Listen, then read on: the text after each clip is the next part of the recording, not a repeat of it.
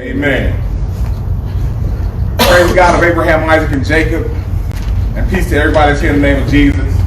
Peace to everybody that's viewing us via Facebook. Today's lesson we're going to be dealing with whether you be good or evil, God has an app for that. Whether you be good or evil, God has an app for that. I haven't did this lesson in some years, but this lesson it always rings good. You know, it's always good, a good message for us to consider. You know, I mentioned before, like the app phone, the phones that we have, all the smartphones. There's an app for everything. You know, you got an app. If you're lost, you can press a button, and an app will come up that will help you. You know, get a compass on your phone. You have an app that can a Bible app. You know, you have all types of apps that can help you in any situation, almost any situation you might find yourself in. Whatever that app is, it will help you, you know, figure things out. It'll help you because it's an application. It applies to you. It helps you out. You know, the Lord is the same way. I'm not saying that he's some type of app or whatever, but the Lord has an app for whatever case you might find yourself in. The Lord has an app for that.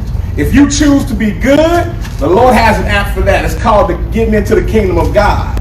If you choose to be evil, the Lord has an app for that. He will use you to do some evil to somebody else. But when it's all said and done, you're gonna get you're gonna get the rewards for your work, and that's the lake of fire. But while you're on this earth, if that's what you choose to do, if you choose to do evil, the Lord will use you to deal with somebody else that got it coming. So that's what the lesson is based on. Whether you be good or evil, God has an app for that. The Lord will meet you where you at. If you choose to be wicked, the Lord will use you to do some wickedness. Because everything can't happen unless the Lord does it. The Lord, the scripture says in Amos chapter 3, it says the Lord, he does evil and he does evil as well. It can't happen without the Lord. It cannot happen without the Lord. And it talks about how all things work together for the good and the love of God. How that if you are a servant of God, if you are serving and you try to do the best you can, the Lord will use you to teach somebody else how to be a servant of God. Right. Bottom line is, it all comes from the Lord. It all comes from the Lord. So we're going to start the lesson in Deuteronomy chapter 32. Deuteronomy chapter 32. It's a reason why God is called dreadful and terrible. The whole world looked at they conceived in their minds this cream puff God that don't know what's going on. He don't have no power. You know, they done made a God up in their own minds to say that, hey, the Lord, hey, he just you know, a name that we just, you know, could just say every now and then, but there's nothing behind that name. That's the furthest thing from the truth.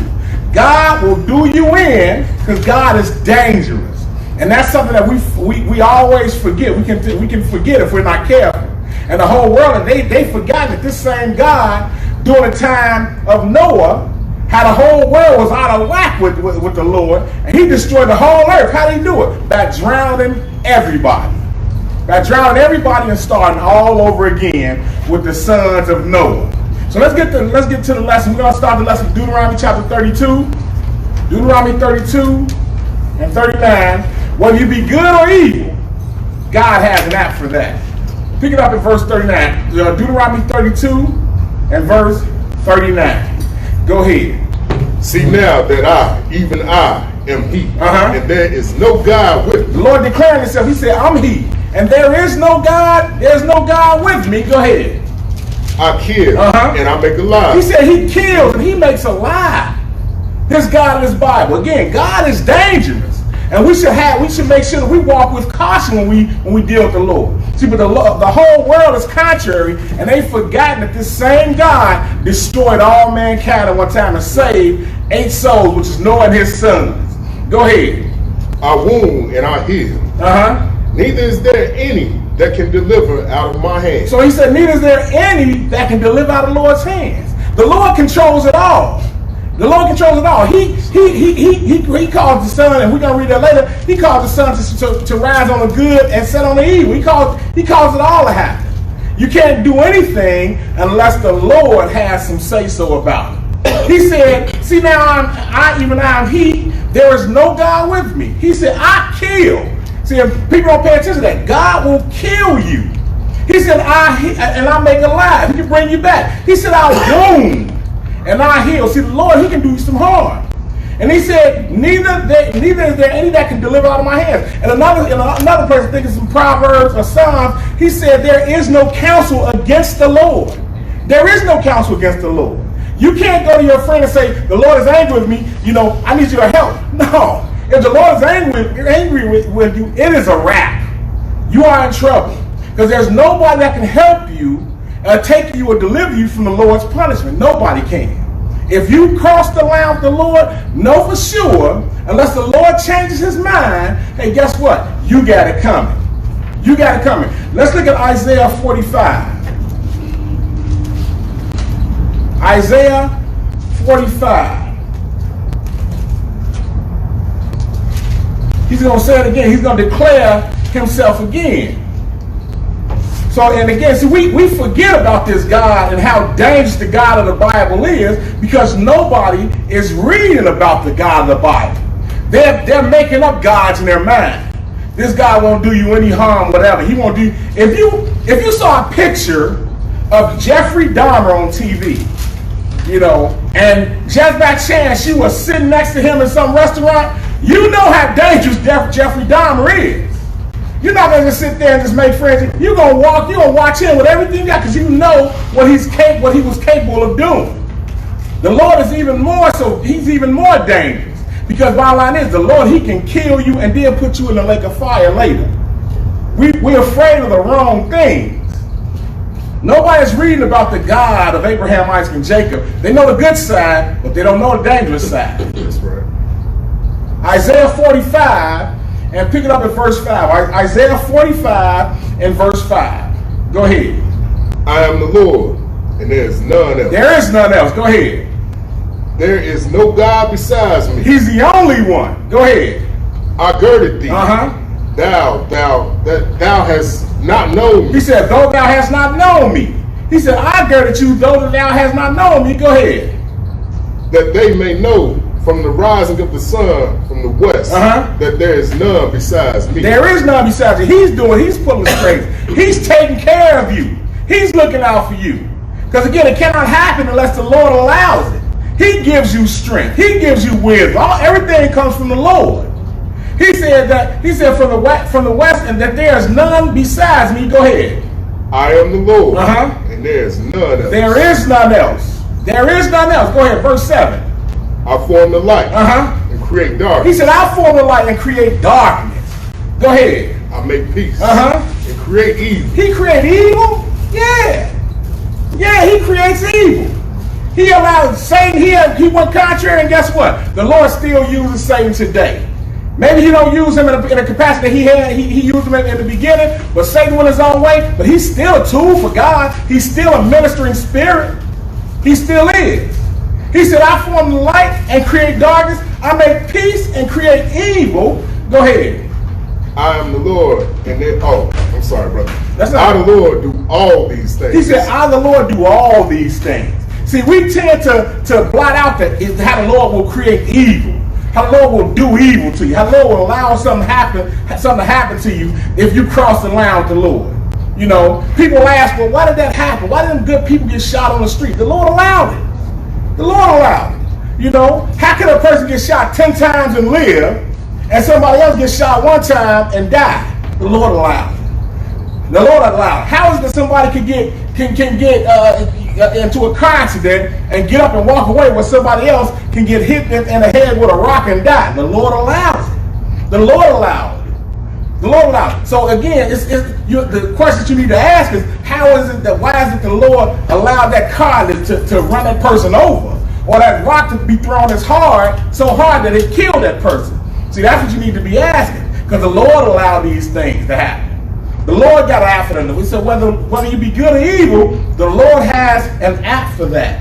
You call the Lord, He gives you a decision. He gives you a choice. He says He places before you good and evil, life and death, good and evil.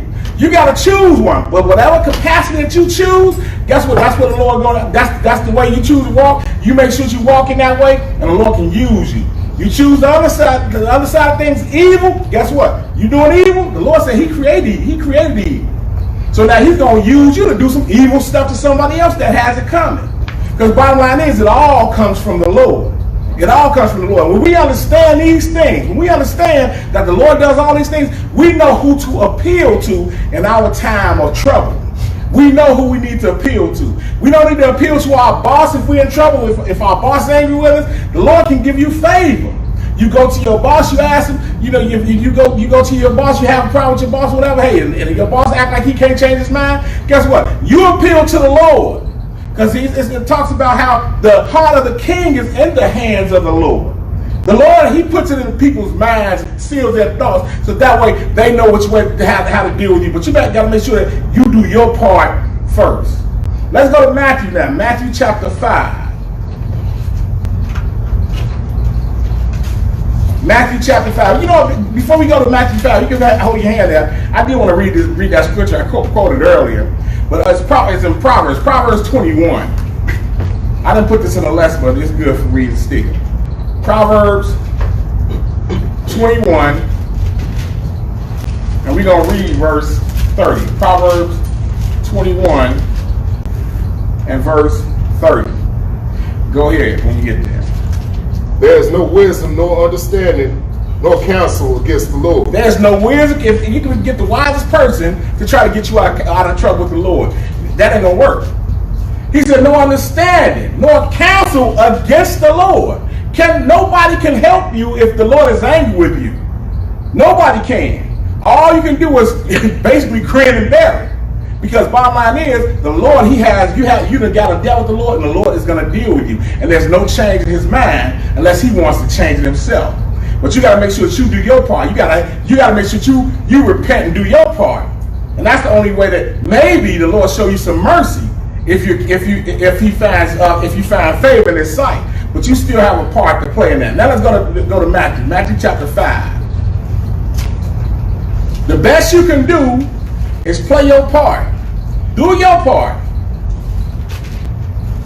But all the time, make sure that you remember.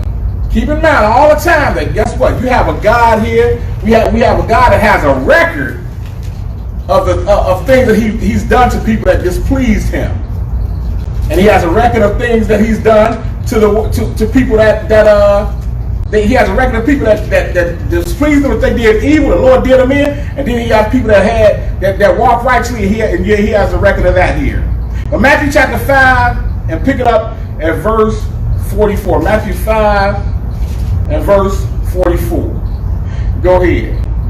But I say unto you, love your enemies. Bless them that curse you. Do good to them that hate you. Woo, how can you do? I mean, that seems like it's hard to do. He said, but I said to you, love your enemies. That's strange to a lot of people. Love your enemies?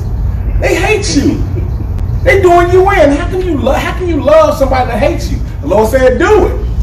We got to have faith enough to do it. He said, I said you love your enemies. He said, bless them that curse you.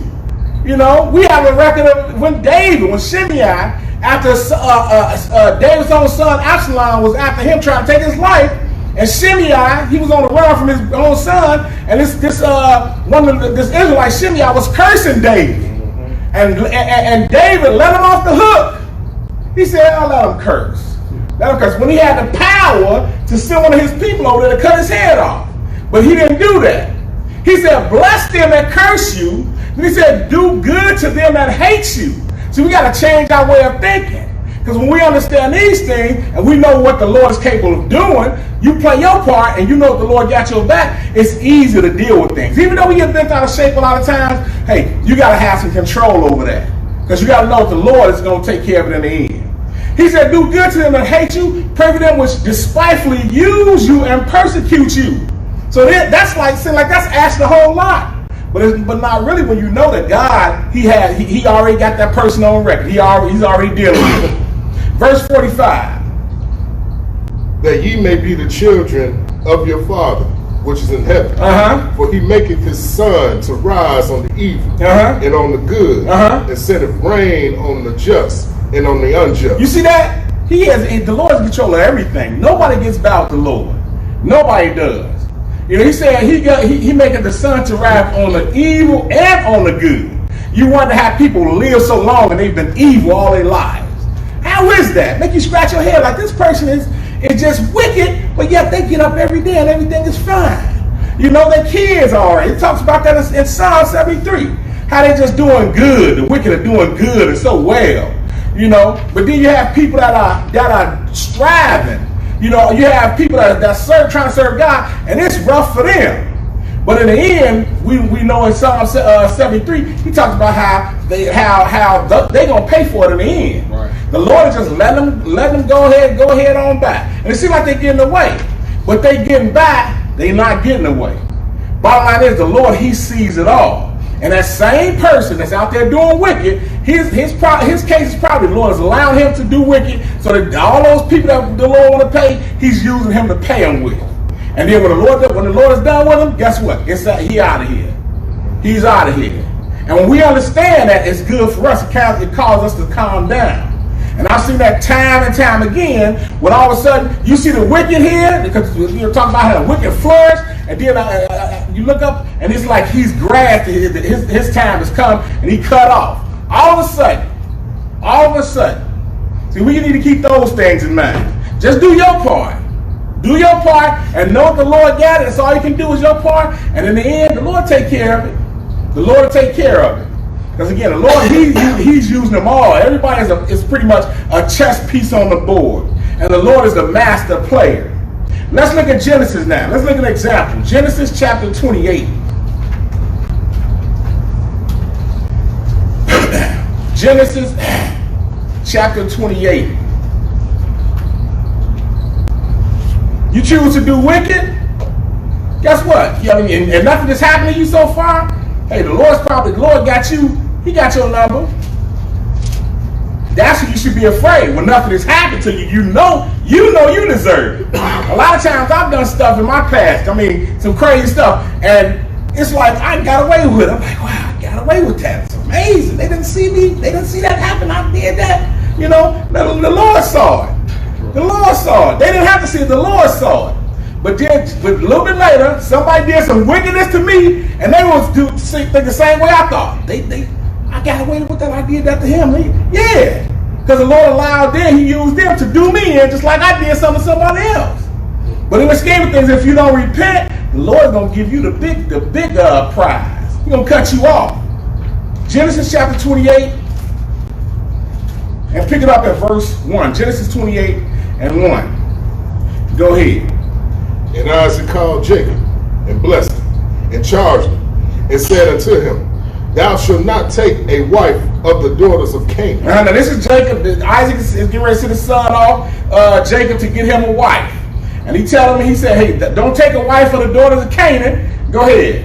Arise, go to Padan, to the house of Bethel, thy mother's father, and take thee a wife from this of the daughters of Laban. He said, go get you he said, of the daughters of Laban. Go ahead, finish that.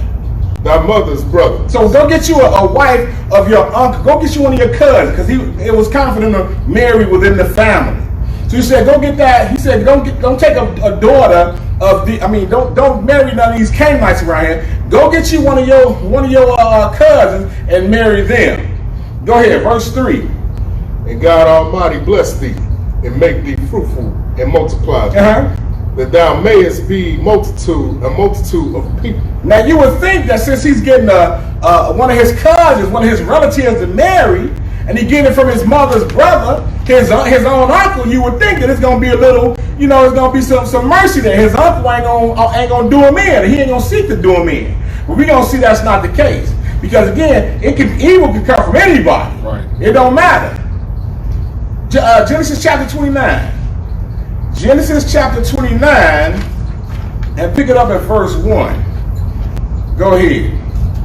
Then Jacob went on his journey and came into the land of the people of the east. So now he made it over there to his uncle's house, to his uncle's property, to where his people was, his mother's people. Go ahead. And he looked and beheld, and behold, a well in the field, and lo, there were 3 flocks of sheep laying by it. For out of that well well they watered the flock, and a great stone was upon the well's mouth. Go ahead. And thither were all the flocks gathered, and they rolled the stone from the well's mouth, and watered the sheep, and put the stone again upon the well's mouth in his place. Go ahead. And Jacob said unto them, my brethren, whence be ye? And they said, of Haran are we? So now Jacob had finally made it to where his relatives were, and they were watering the sheep. And Jacob had asked, he just wanted to make sure he was in the right place. You know, he said, my brother, where you be? Where you from? You know, who you with, basically? And he said, we're of Haran are we? Go ahead. And he said unto them, know ye Laban, the son of Nahor? Nahor. And they said, we know him. See that? And Nahor, that was the brother of Abraham. So it was the brother of Abraham, and Laban was his son. But that made him Jacob's uncle. So he said, we be of Nahor. He said, verse 5, and he said unto them, know ye Laban, the son of Nahor? They said, we know him. Go ahead. And he said unto them, is he well? And they said, he is well. And behold, Rachel, his daughter, cometh with the sheep. So now he told him, he said, hey, here comes your cousin with the sheep, because he's there to get his wife. And just so happened, here she comes. Skip down to verse 13 and read. And it came to pass, when Laban heard the tidings of Jacob, his sister's son, that he ran to meet him, and embraced him, and kissed him, and brought him to his house. And he told Laban all these things. Now, what was Laban's mindset when he seen his nephew? You know, he saw, hey, you know, he kissed him. He said, and it came to pass when Laban heard the tidings of Jacob's his sister's son, that he ran to meet him. He found out he was there. He said he embraced him and he kissed him and he brought him to the house. He treated him like a relative. Come on in, cuz. Come on in, nephew. Go ahead. Verse 14. And Laban said to him, surely thou art my bone and my flesh. And he abode with him the space of his mouth. He said, so he abode with him the space of a month. So he stayed there. He stayed there for a month so far. Go ahead. And Laban said unto Jacob, because thou art my brother, shouldest thou therefore serve me for naught? Tell me, what shall thy wages be? So he said, tell me, what am I, you gonna serve me? You gonna serve me for a month? Hey, you know, tell me, what do you want me to pay you for a month? Because I'm not gonna let you serve me for free. Sounds good. That sounds good. I'm gonna work for my uncle, family business. It should be all good. Verse 16. And Laban had 2 daughters. The name of the elder was Leah, and the name of the younger was Rachel. Go ahead. Leah was tender-eyed, but Rachel was beautiful and well-favored. So now he saw Rachel, he saw Leah, and again, these are Laban's daughters. So he said, I want one of them. I want Rachel. So we're gonna find out he want Rachel. Because Leah was kind of tender-eyed. She was kind of hard on the eyes, I guess. You know, but she was there. She was tender-eyed. Then Rachel was beautiful and well-favored. And we're gonna even find out, we know that even the way he's gonna deal with Leah and Rachel, the Lord even has an app for that. The Lord, he looked on Leah, and he didn't think too much of Leah, but then on Rachel, hey, he loved Rachel, but Leah had more kids than Rachel did. She gave him more children than Rachel did, just because the way he treated her. See, Lord, he's working everything behind the scenes. But we got to make sure that we keep in mind and have examples to know that, hey, the Lord deal with us where we are. We got to make sure we got the right mindset and dealing with stuff, because, hey, the Lord, he searches the reins of the heart. He knows exactly what's going on. Nothing gets bound. So he says, picking up verse 18 again. You mean verse 17, yeah. 17. Leah was tender-eyed, but Rachel was beautiful and well-favored. Go ahead. And Jacob loved Rachel and said, I will serve thee 7 years for Rachel, my younger daughter. Go ahead. And Laban said, it is better that I give her to thee than that I should give her to another man. Abide with me. He said, that's fair. Hey, it'd be better that I give her to, you know, to her cousin as opposed to I give her to anybody else, because I know you close to me. Go ahead. And Jacob served 7 years for Rachel, and they seemed unto him but a few days for the love he had to her. And that's something. So he worked for his wife. He got his wife. He worked for it. He said Jacob served 7 years for Rachel. So 7 years. And then he said, and they were seen but a few days for the love he had for her. He knew what he was going to get in the end. So that wasn't that the work that he was doing. It didn't seem like it was that hard. It wasn't that hard to him because he enjoyed what his reward was gonna be. 21. And Jacob said unto Laban, give me my wife, for my days are fulfilled, that I may go in unto her. So he said, okay, now give it to me. I done worked all this time. Give me my wife. Go ahead. And Laban gathered together all the men of the place and made a feast. And it came to pass in the evening that he took Leah, his daughter, and brought her to him. And he went in unto her. Now, when I had read this some years ago, I was like, wait a minute, he asked for Rachel, right? Yeah, no, he asked for Rachel, but Leah, and he slipped Leah in there to him. So now, whose fault is that he didn't know who he was laying with? Whose fault is that? It's not Leah's fault. She did what her father told her to do. But it was his fault. It was Jacob's fault. But go ahead. And Laban gave unto his daughter Leah Zilpah, his maid, for a handmaid. So now he said, well, here, you can have Zilpah for a handmaid. Go ahead. 25. And it came to pass that in the morning, behold, it was Leah. And he said to Laban, what is this thou hast done unto me? Did not I serve with thee for Rachel? Wherefore then hast thou beguiled me? He said, so why you beguiled me? So now he done went in. Evidently the party was a little bit too much for him. He didn't have a little fun, but then he went messing around and went into the wrong sister. Got the wrong sister and went into her. That should have been the case. He should have known what he was doing. He should have known. He could have lit a candle. I can't say turn the light on. He should have lit a candle or something like that, so he knew what he was doing, who he was dealing with. But that wasn't the case. He was so excited, he ran in there, and that's what he got. But bottom line is, it wasn't a Leah's fault that had happened. It was Jacob's fault. But the Lord, like I said earlier, the Lord ended up dealing with him because of how he had treated Leah in the long run. And that's not a lesson, but we know that's the case because we can read it. Go ahead, verse 26. And Laban said, it must not be so done in our country to give the younger before the firstborn. Well, he didn't say that before he done it. He should have mentioned, like, wait a minute, man, you wanted Rachel, I can't do that, I'm gonna give you, I gotta give you Leah. He probably said, no deal. He probably said no deal. But no, that wasn't the case. He just went there and did some slick stuff to Jacob. So then he let him know what the truth was. He said in verse 26, and Laban said, it must not be done so in our country. I can't do that. To give the younger before the firstborn. Go ahead. 27. Fulfill her week, and we will give thee. This also for the service which thou shalt serve with me yet 7 other years. Give me 7 more years and I give it to you. 7 more years. So now he got to serve him 7 more years before he can get his wife. So now that's like 14 years. So now he's going to serve him another 7 years. Go ahead. Verse 28. And Jacob did so and fulfilled her week. And he gave him Rachel, his daughter, to wife also. So now he gave him to wife Rachel also. Keep reading. We can keep reading. Go ahead.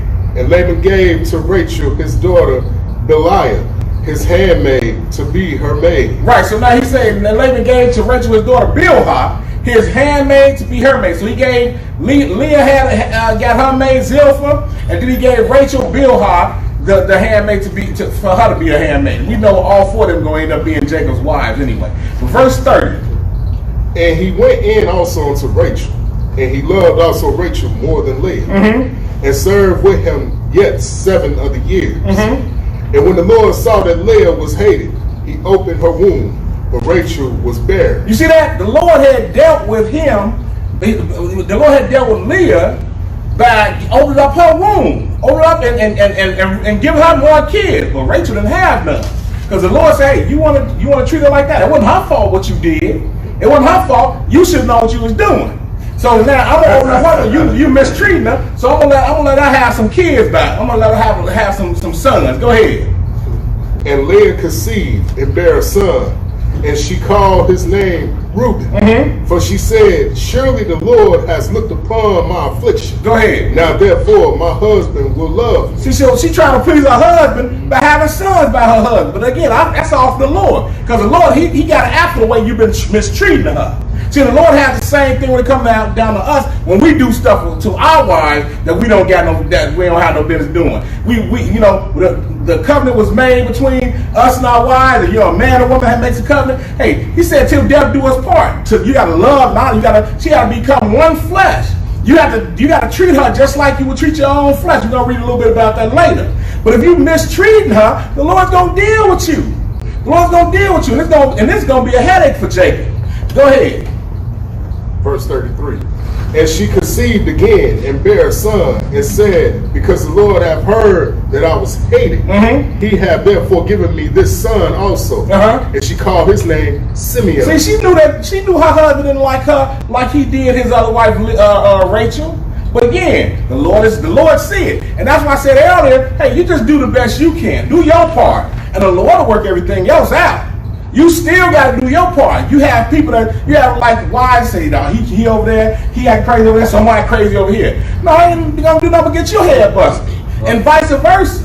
The Lord wants you to still do your part. Because when you do your part, hey, you find favor with the Lord, and the Lord, again, it all comes from the Lord. You do your part, and the Lord will take care of you. You don't, the Lord's gonna deal with you. Go ahead. 34. And she conceived again and bare a son, and said, now this time will my husband be joined unto me, because I have borne him 3 sons. Go ahead. Therefore was his name called Levi. Go ahead. And she conceived again and bare a son, and she said, now will I praise the Lord. Therefore she called his name Judah. Said, now will I praise the Lord. So we see that again. She's still trying to please her husband. Basically her husband, she know her husband do not like her, but she trying to win him over by bearing him some sons.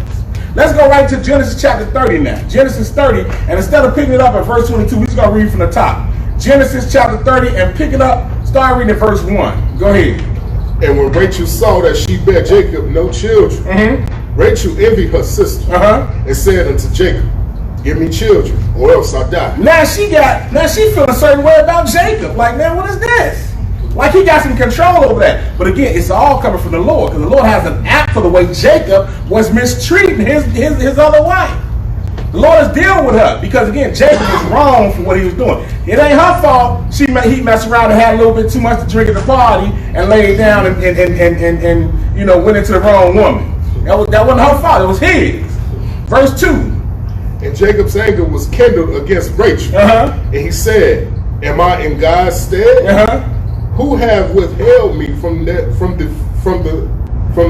the fruit of the womb? So he said, I'm not God. I ain't got no control over this. Right. He said, am I in God's stead? Who has withheld me? He knew that was coming from the Lord. Who has withheld from thee the fruit of the womb? Man, I ain't got no control over that. But again, it was all from the Lord. And then the master plan was, he was increasing the nation. That was going on. Because again, the Lord, he has the master plan. He has the master plan. Go ahead, verse 3. And she said, behold my maid, Bilhah, go in unto her, and she shall bear it upon my knees, that I may also have children by her. Go ahead. And she gave him Bilhah, her handmaid, to wife. And Jacob went in unto her, and Bilhah conceived and bare Jacob a son. So now Bilhah, the handmaid of Rachel, is having kids now. Everybody except the one that Jacob loved and he cared for. Everybody can have kids except her. See, all that, again, the Lord, hey, he has an app for all of that. He has an application for everything, all the evil that we do. The Lord, he can control it all. He can deal with it. He said, it says now in verse 4, he said, and she gave him Bilhah, her handmaid, to wife, and Jacob went in unto her, and Bilhah conceived and bare Jacob a son. Verse 6. And Rachel said, God hath judged me, and have also heard my voice, and have given me a son. Therefore called she his name Dan. Verse 7. And Bilhah, Rachel's maid, conceived again, and bare Jacob a second son. Go ahead. And Rachel said, with great wrestling have I wrestled with my sister, and I have prevailed.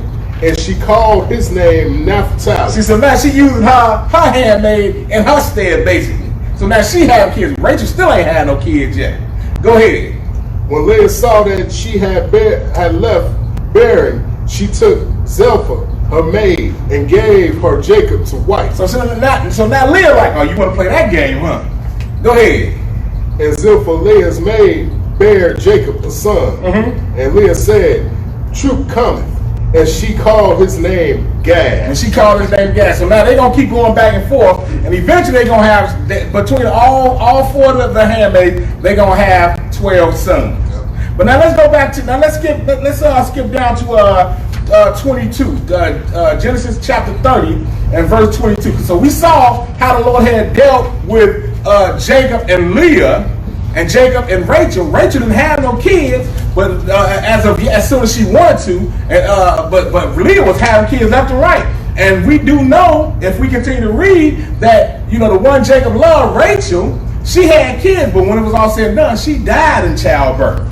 So now she ended up dying. But now, and so the Lord had allowed that to happen. But again, he was more pleased with to Rachel, because the way he had treated, because he was well pleased with Leah, and blessed her woman. She had more kids than Rachel did. Let's look at skip down to Genesis chapter 28 and verse. Genesis 30. Genesis 30 and verse 22. Genesis 30 and 22. Go ahead. And God remembered Rachel, and God hearkened to her, and opened her womb. Go ahead. And she conceived and bare a son, and said, God has taken away my reproach. And she called his name Joseph. Go ahead. And said, the Lord shall add to me another son. And it came to pass, when Rachel had born Joseph, that Jacob said unto David, send me away, that I may go unto my own place. So now he says, send me away now. I got to have my kids. Send me away. I got all my kids now. So now he ready to leave. Verse 25 said, it came to pass, when Rachel had born Joseph, that Jacob said unto Laban, send me away, that I may go unto mine own place and to mine own country. Because now he's ready to go. Verse 26. Give me my wives and my children, for whom I have served thee, and let me go. For thou knowest my service, which I have done thee. And Laban said unto him, I pray thee, if I have found favor in thine eyes, tarry. For I have learned by experience that the Lord hath blessed me for thy sake. Ain't that something? Now he played him. He done tricked him in the beginning with slipping him Leah for Rachel. So now he said, now the Lord saw how the Lord had worked it out for him. So now he's looking like, the Lord really blessed me, by you being here. So just stay a little while longer. Stay a little while longer, and let's work this thing out. Verse 28. And he said, appoint me thy wages, and I will give it. Go ahead. And he said unto him, thou knowest how I have served thee, and how thy cattle was with me. Go ahead. For it was little which thou hadst before I came, and it is now increased unto a multitude. So now he said, you see how I've been dealing with these cattle of yours, all your livestock, so we gonna work out a deal here.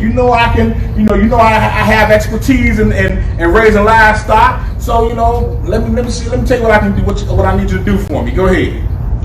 And the Lord hath blessed thee since my coming. And now when shall I provide for mine own house also? And he said, what shall I give thee? And Jacob said, thou shalt not give me anything. He said, you ain't gonna give me nothing. I don't want to be said that you done made me rich. I don't want you to give me nothing. I'm gonna work for this. I'm gonna work for this. And this is what back then. Hey, this is when brothers had, they had some about this, some backbone about themselves. They could, they worked for it. Like this brother, he worked for both his wives. And they say, I don't want you to give me nothing. I'm gonna work for my livestock too, because I'm gonna build this thing. Go ahead. If thou wilt do this thing for me, I will again feed and keep thy flock. I will pass through all thy flock today, removing from this all the speckled and spotted cattle, and all the brown cattle among the sheep. Go ahead. And the spotted and speckled among the goats, and of such shall be my hire. See, so a man worked for his life. He worked for what he wanted. And that's going to be the case here with Laban and Joseph. So he said in verse 32, said, I will pass through all thy flock today, removing from this all the speckled and the spotted cattle, and all the brown cattle among the sheep, and the spotted and speckled among the goats, and of such shall be mine. I'm gonna get all the speckled and brown stuff. I'm gonna get all them little the ones with all the little funny looking cattle and stuff, and I'm gonna just take those. That'll be my pay for that, for working here for you. Verse 33. So shall my righteousness answer for me in time to come.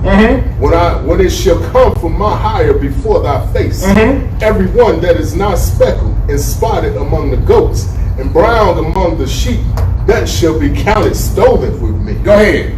And Laban said, behold, I would it might be according to thy word. He said, according to your word, hey, that's how we're going to work it out. You said it, that's how we're going to work it out. But see, again, we can see the confidence that Jacob had, because again, he knows the Lord is dealing with him.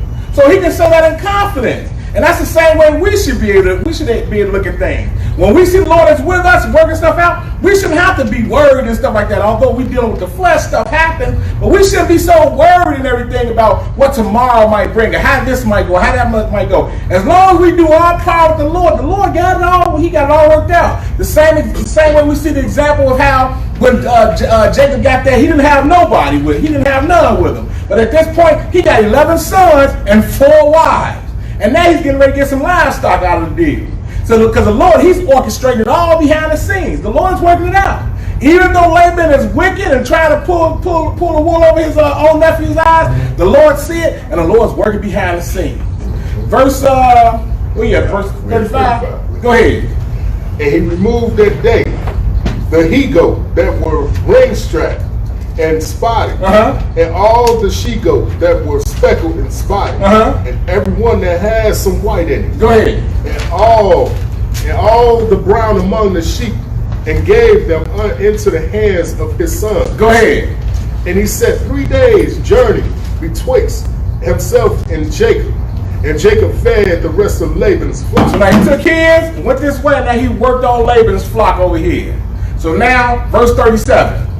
And Jacob took him rods of green and poplar, and of the hazel and the chestnut tree, and peeled white straps in them, and made the white appear which was in the rods. Go ahead. And he set the rods which he had peeled before the flocks in the gutters and the watering troughs, when the flocks came to drink, that they should conceive when they came to drink. Ain't that something? So now he done set it up. He got it where his flocks is gonna start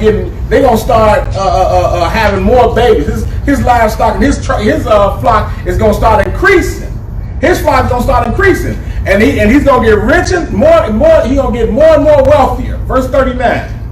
And the flocks conceived before the rods and brought forth cattle, rain-strapped, speckled, and spotted. Right. So now his flock is increasing. Go ahead.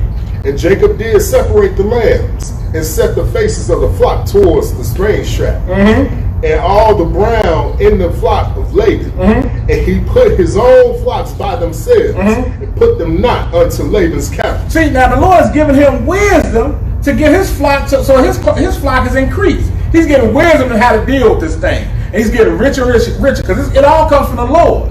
More and more money he's making. He's getting wealthier and wealthier. Go ahead, verse 41.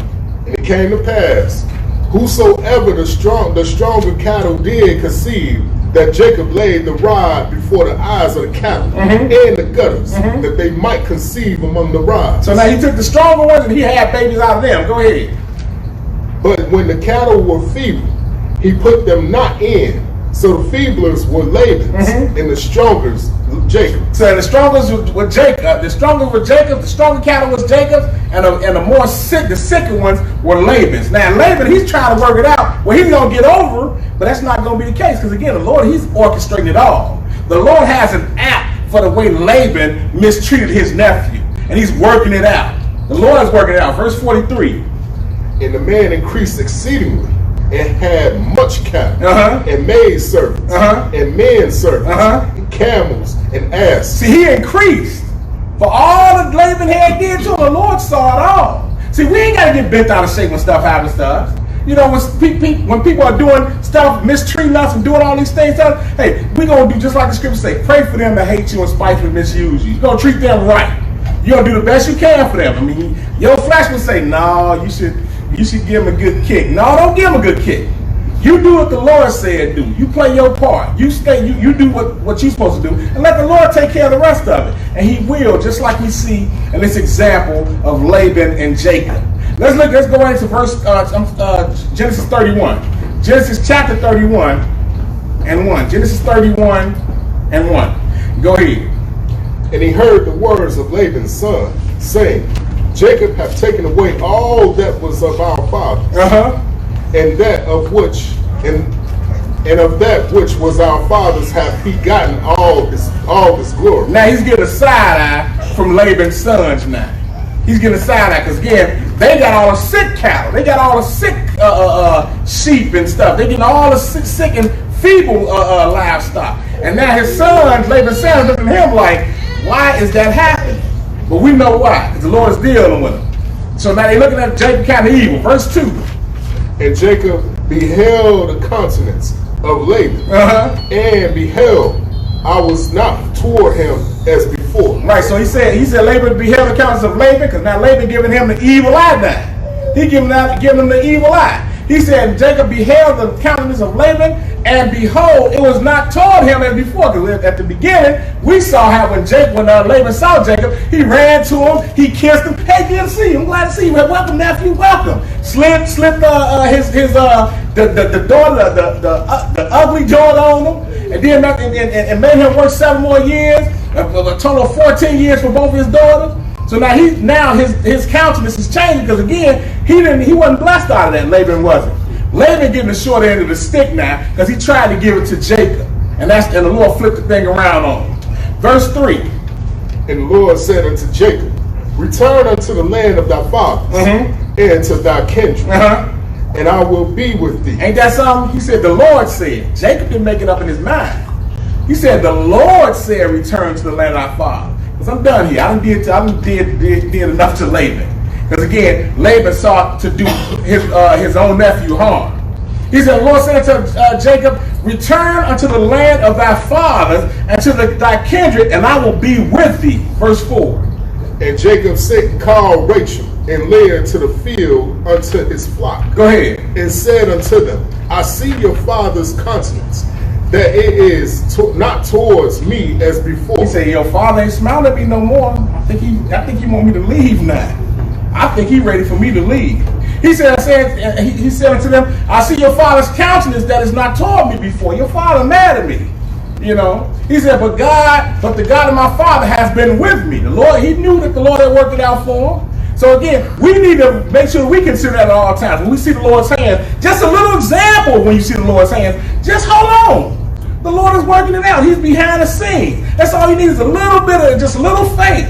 And the Lord is working, and that should give you strength right there. Because Jacob, he could have just got up, got mad, and just left. But he didn't. He stayed there. And the Lord increased him. He increased everything that he had. Picking up in verse 6. And ye know that with all my power I have served your father. I worked hard for your father. Why is he mad at me? Go ahead. And your father have deceived me and changed my wages 10 times. He said, but your father, he said, y'all worked hard for your father. And he didn't, even when I worked hard for him, he deceived me. He tried to get over on me. I'm working hard, he still deceived me. And not only that, he changed my wages 10 times. Like I wasn't going to find out. He wasn't paying me like he was supposed to. But Jacob knew this one thing. Go ahead.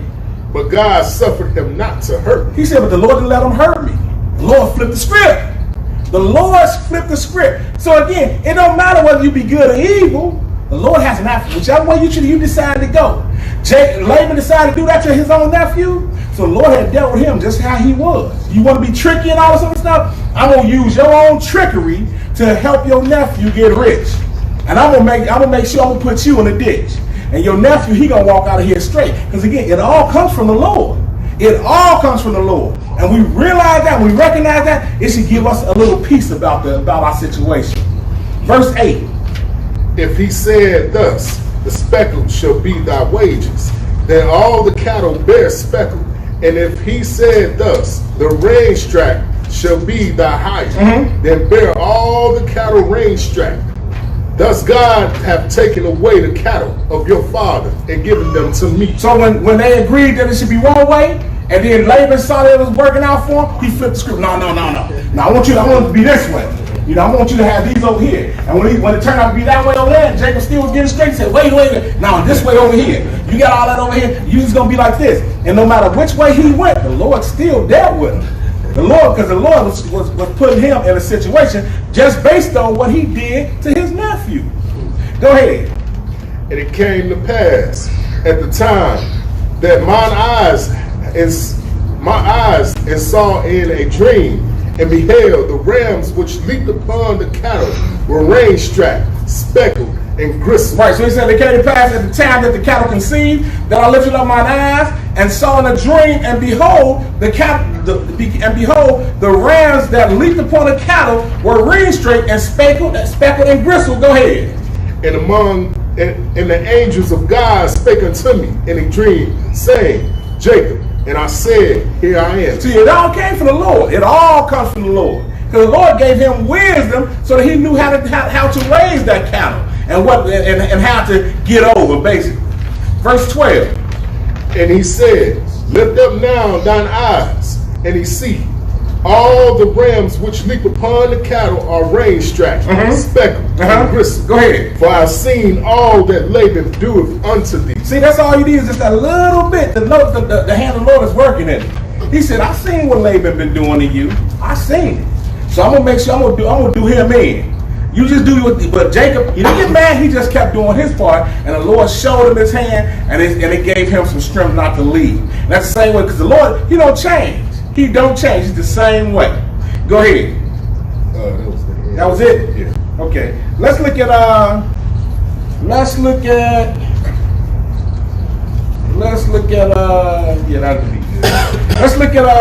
Exodus chapter 2. So the Lord we saw an example of how the Lord had, even in his own in the wickedness of Jacob's own family, how his own uncles tried to do him in. The Lord didn't allow it to happen. The Lord flipped it all around, and Jacob came out on top. Exodus chapter 20. Exodus chapter 20. Well, that's a good example for us to consider all the time. And even when it comes down to something as simple as a Sabbath day, in this day and age, it's hard, to come up in this day and age. You see, hey, on Saturdays they do laundry. If people working, that's when they do the majority of their work. And the Lord say, remember the Sabbath day and keep it holy. You don't have to do that. The Lord, he wants us to keep the Sabbath day. The Lord wants us to keep his commandments, his laws, and statutes. And it gets hard. We gotta have enough faith to know that, hey, the Lord, since the Lord said it, we're gonna do it. And we gotta honor him to the best of our ability. To the best of our ability, because we know what the end is gonna be, as long as we continue to do and strive to keep his laws, his statutes, and his commandments. We'll be allowed to get into the kingdom. But if we don't, there's a flip side to that. Exodus chapter 20, and pick it up at verse 8. Exodus chapter 20 and verse 8. Go ahead. Remember the Sabbath day to keep it holy. 6 days shalt thou labor and do all thy work. But the seventh day is the Sabbath of the Lord thy God. And it thou shalt not do any work. He said, don't do no work. Go ahead. Thou nor thy sons, nor thy daughters, nor thy manservants, nor thy maidservants, nor thy cattle, nor thy stranger that is within thy gates. Nor the stranger that is within thy gates. Go ahead. For in the 6th day the Lord made heaven and earth, the sea, and all that is in them. And he rested the 7th day. Wherefore the Lord blessed the Sabbath day and hallowed it. So now we know the Lord didn't do that because he was tired, but the Lord wanted it to be a memorial for us for something way down the line. The Lord don't do things in vain. He don't do things in vain. So he said, remember the Sabbath day, keep it holy. 6 days shalt thou labor and do all that work. He said that the 7th day is the Sabbath of the Lord that God. And you aren't supposed to do no work. Then he says, your son or your daughter, nor that manservant. You ain't supposed to hire nobody to do no work for you on the Lord's Sabbath. And he didn't say this just to be saying something. He said, remember and keep it holy, because he wants us to remember it at all times. He said, nor thy cattle, nor thy stranger. He said, not even your animals are supposed to be doing any work on the Sabbath. He said, and the stranger that's within thy gates. Why he say that? He said, for 6 days the Lord made heaven and the earth, the sea and all that is in them is, and rested the 7th day. Wherefore the Lord blessed the Sabbath day, and he hallowed it. Because we know, again, the Sabbath points to something greater to come. But you have people that tend to, you have those people that talk about, floating Sabbaths and all this other stuff that, it all comes from Satan, because, again, all they're trying to do is get you off track. And once you're off track, the Lord can deal with you. He's going to punish you. And we don't want that to be the case. We want to do our part to the best of our abilities. So now, let's look at an example, Numbers chapter 15. Because people don't take the Sabbath like it's supposed to be. They don't treat the Sabbath like it's supposed to be. The Lord said, remember the Sabbath and keep it holy. And the Lord meant what he said. That's right. Numbers chapter 15 and verse 32. Numbers 15 and verse 32. Go ahead. And while the children of Israel were in the wilderness, they found a man that gathered sticks upon the Sabbath. And they that found him, gathering the sticks, brought him into Moses and Aaron, and unto all the congregation. Go ahead. And they put him in word, because it was not declared what should be done to him. So now they found this man gathering sticks on the Sabbath, and they wasn't sure what should be done to him. They didn't know, so they put him in jail. And they saw what the Lord wanted to be done. He was like, well, it wasn't nothing but just gathering sticks, it wasn't nothing but, he just picked up a few sticks. But see, the Lord, he searches the reins of the heart. The Lord knows what this man was intending to do with them sticks. He knows. Even though we don't know, the Lord knows. So now he said they put him in war because it was not declared what should be done to him. Verse 35. And the Lord said unto Moses, the man shall be surely put to death. All the congregation shall stone him with stones without the camp. He said all the congregation shall stone him with stones just for picking up sticks on the Sabbath day. See, this man in judgment, he'll be able to stand up and say, Lord, you letting them work. They doing this, they doing that on the Sabbath day, Lord, but you have me stoned. See, he'll be able to stand up and say that. But guess what? The Lord's just letting the wheat grow with the tares. Right. Because in the scheme of things, everybody's going to pay what they owe. Everybody. And I'm scared of that too. I pray the Lord be kind and be merciful. But we got to treat the Lord. We got to make sure that we do what the Lord had told us to do. Because this man was killed for gathering something as simple as sticks on the Sabbath. And see, a little leaven the whole lump. You get them, you can do this on the Sabbath. You can do that on the Sabbath. And before you know it, you way out in left field. Right. You out there polluting the Sabbath because everybody else doing it. And it's not really a big deal. You look at this person over here like, hey, they doing such, and in your mind, you're like, well, they don't matter. I can do something. I can do something, And now, that same get in your mind. Like he told Eve, he shall not surely die. Just a little bit, it ain't going to take all that. It takes all that more because we trying to get into the kingdom of God. We try to get into the kingdom of God. So we gotta walk lightly because the Lord said, and this came out of the Lord's own mouth in verse 35. He said, the Lord said to Moses, the man shall surely be put to death. All the congregation shall stone him with stones without the camp. And all the congregation brought him without the camp, so like the Lord said, and stoned him with stones, and he died as the Lord commanded Moses. Do you think that after that big stoning, that somebody else was tempted to gather sticks on the Sabbath? Mm-hmm. Or they would ask questions, Moses, what do you think about this, man? They might want to be quick to just jump out there and just start doing some stuff. See? And because again, hey, all the congregation seeing this man getting rocked to sleep, getting his head busted with stones, everybody throwing rocks at this man, that'll make you ask some questions. And if they very well should, because again, don't nobody want to get killed. Don't nobody want to die for anything.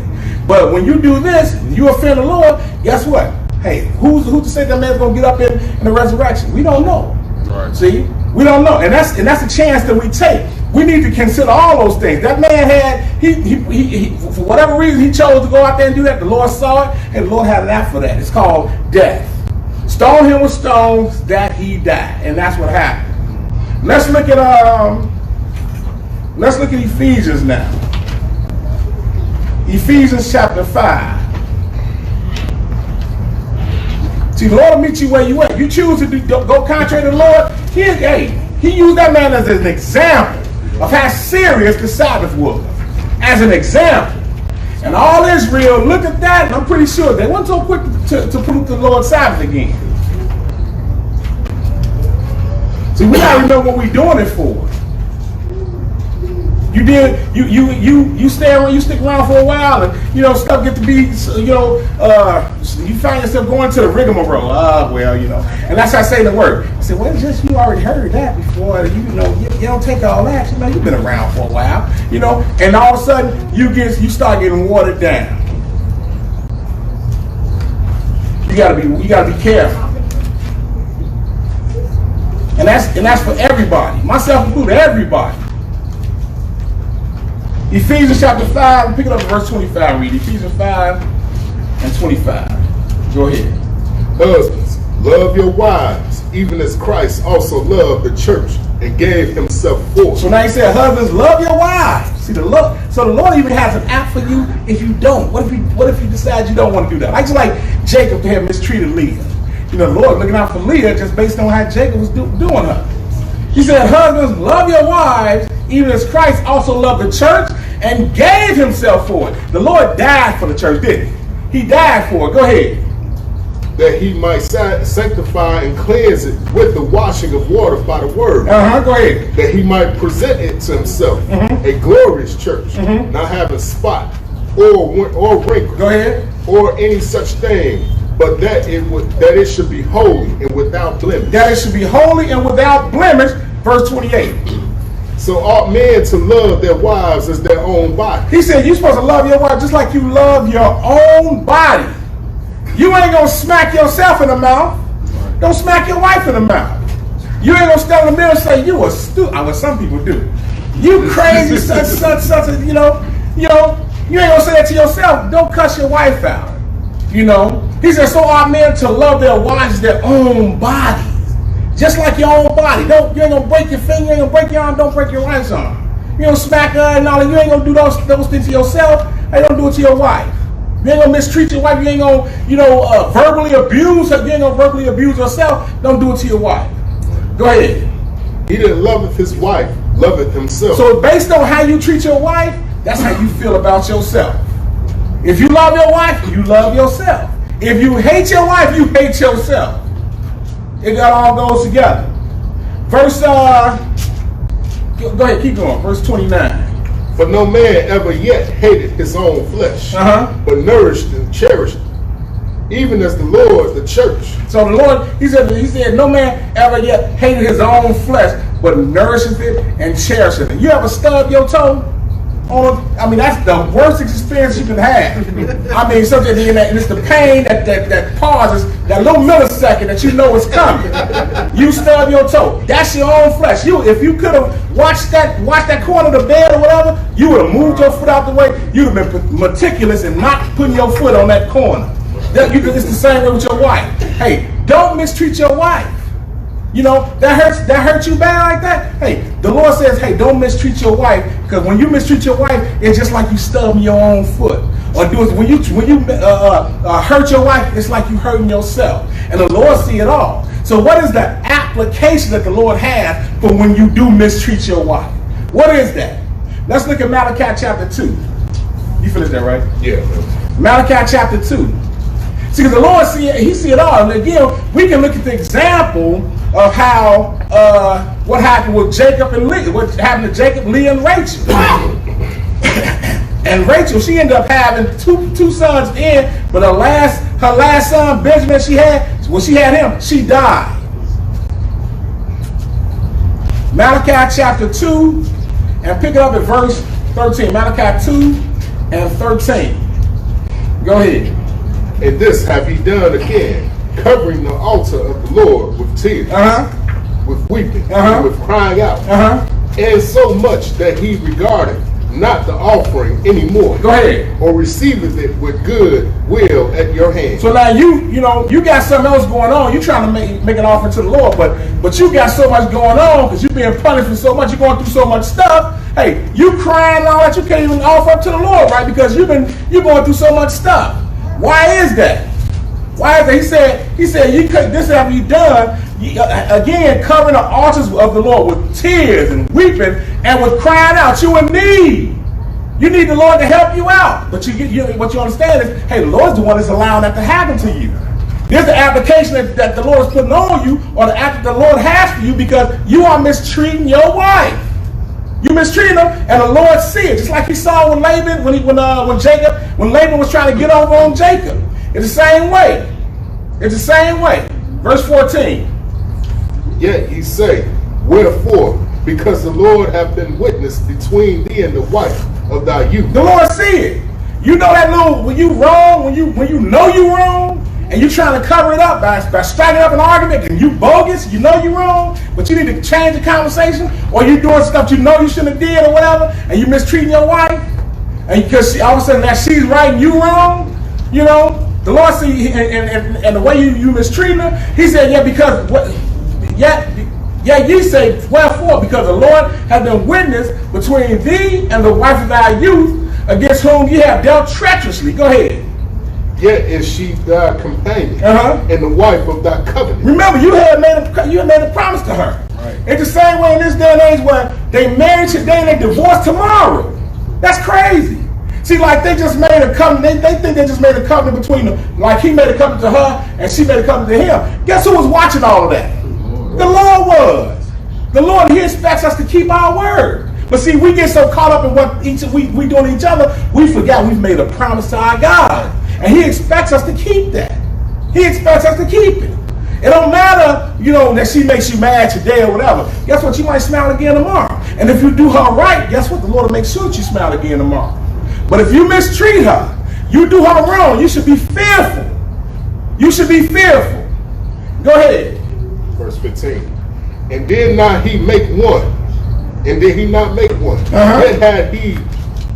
Yet had he the residue of the Spirit. Go ahead. And wherefore one? He said, wherefore one? Go ahead.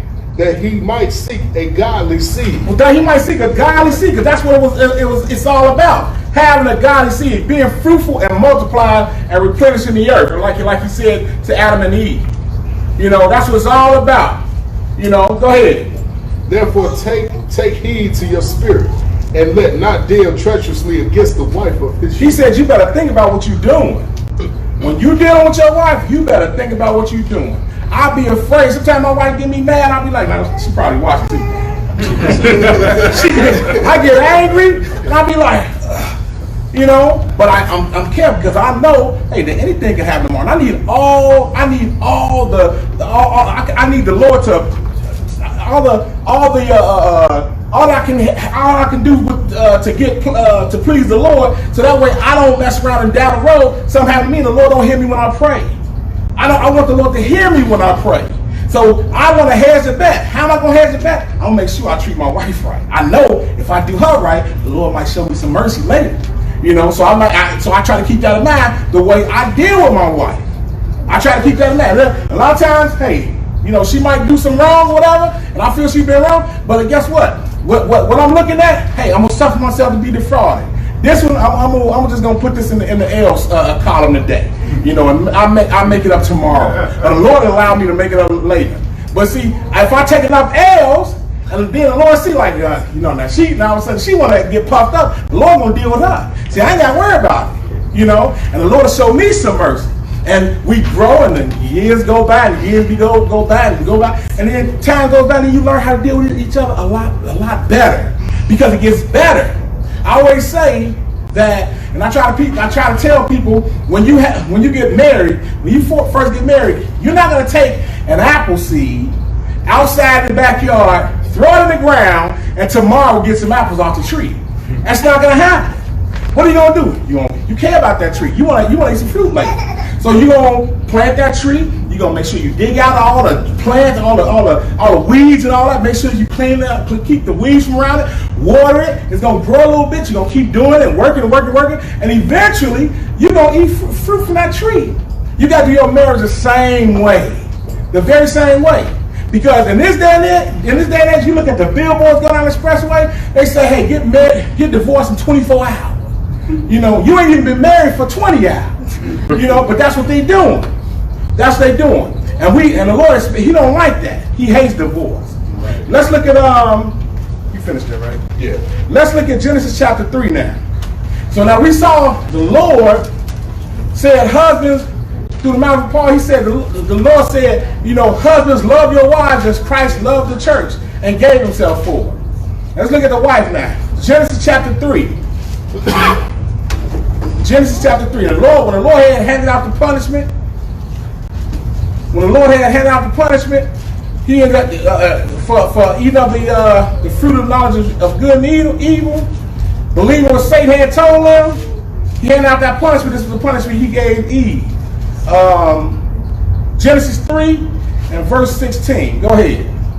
Unto the woman he said, I will greatly multiply thy sorrow. You're going to be smiling when you have a baby. It's going to feel so good to you. No. He said, unto the woman, he said, I will greatly multiply thy sorrow and thy conception. Go ahead. In sorrow thou shalt bring forth children. Go ahead. And thy desire shall be to thy husband, and he shall rule over thee. You see that? You see what he said? He said, this is the Lord speaking. He said, unto the woman, I will greatly multiply thy sorrow and thy conception. He said, in sorrow you shall bring forth children. My mother used to tell me when I was small, I'd get in trouble. You know, when I was younger. She said, I went through the pains of death for you. She never said she was smiling and cheesing. You know, she said she went through the pains of death. It was not fun. And that's the same record that a lot of sisters bear from what I hear. They bear, when they have kids, hey, that stuff hurt. It's a pain. It's like you're going through death. He said unto the woman, he said, I will greatly multiply thy sorrow and thy conception, and sorrow shalt thou bring forth children. Then he says, and thy desire shall be to thy husband, and he shall rule over thee. See, so then this is the Lord saying this. This ain't Nehemiah saying this. We read this together. He said, and he shall rule over thee. But in this generation here, we got this what do they call it? When a woman, she thinks she can do the same thing a man can do. You know, the term escapes me right now. Right. What is it? Equal rights. Not equal rights is something that's a movement. I can't remember what it is. It's the Me Too. No, not that one. I think of it down the road. We'll figure it out doing Q&A. But you have a woman think they can be on the same scale as a man and work and the army and all these other things where they're on the same plane. The Lord he ain't meant to be that way. He said the husband is going to rule over her, over the woman, over the wife. And I know a lot of people are like, I don't know what they mean by that. You know, it means just what it says. That he shall rule over thee. So it's like the president of the United States. Hey, he rules over the country. You know, like God. God rules over, mankind. The husband shall rule over the wife. Let's look at Ephesians 5 now. Ephesians chapter 5. I can't remember that term right now. Live or something like that? No, I think I'm gonna figure it out. I'm gonna get it. It's not to my mind. I gotta empowerment. I can't remember what it is right now. I'm Googling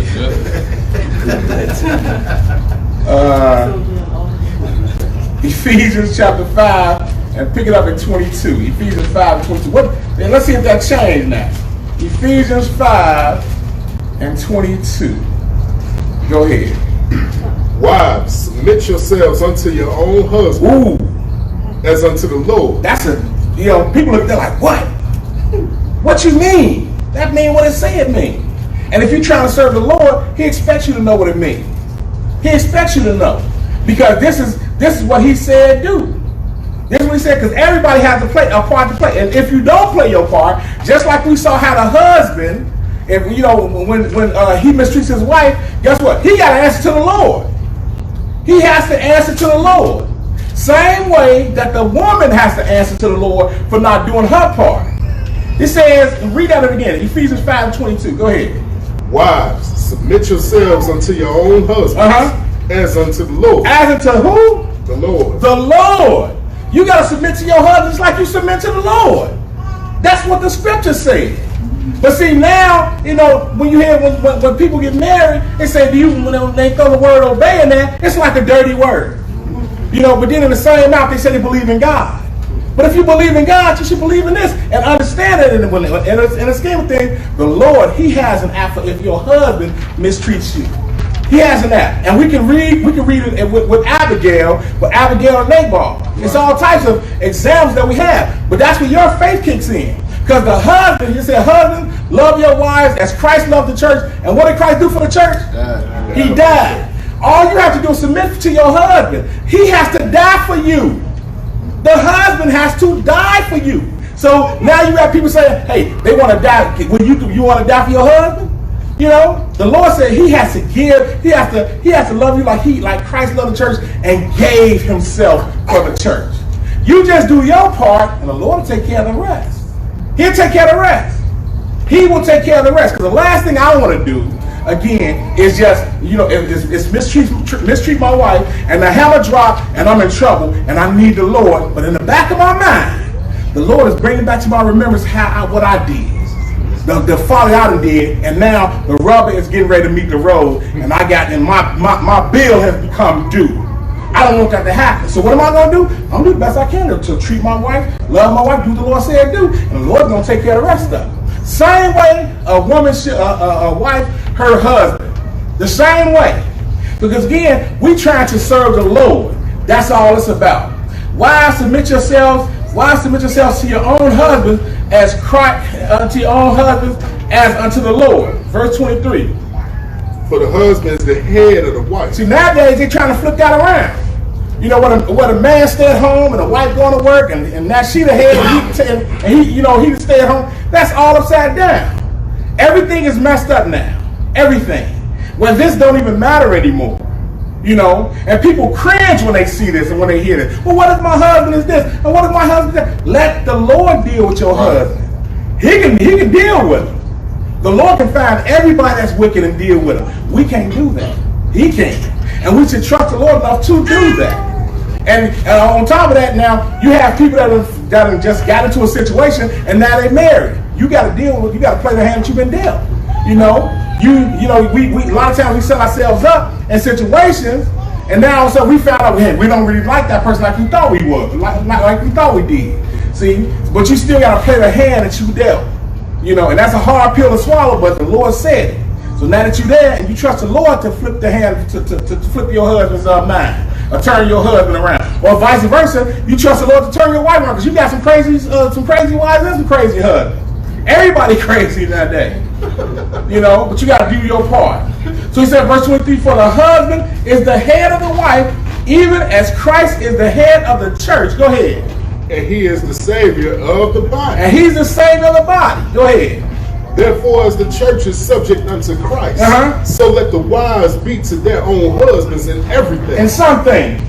Everything. A few things. Everything. A little. Everything. Everything. See? And again, this causes people to cringe. But guess what? It's the Lord. He said it. It's in the word of the Lord. So now, you can't, pick and choose what you're going to do. You got to believe what the book says, just deal with it. Because ultimately, guess what? The Lord, what is it? 10 now? The Lord, that's how long mankind is pretty much leaving. If that reason strength 80 years. That's not a whole lot of time. But eternity is forever. Eternity is forever. So guess what? When you deal with it, when you deal with your husband, your wife, you keep that in mind. Because the whole goal, y'all, is to get into the kingdom of God. That's what it's all about. You take your knots and your bruises now, so that you don't end up in the lake of fire later. You know, you deal each day as it comes. That's what you do. You're just trying to make it through the day. If I can just make it till tomorrow, you keep your mouth closed and keep it moving, both of y'all, husband and wife. And maybe the next day it might be a little more peace. And that's how you got to look at it. You have to look at it, because ultimately you are trying to please the Lord. Let's look at the kids now. Deuteronomy chapter 21. Exodus chapter 20.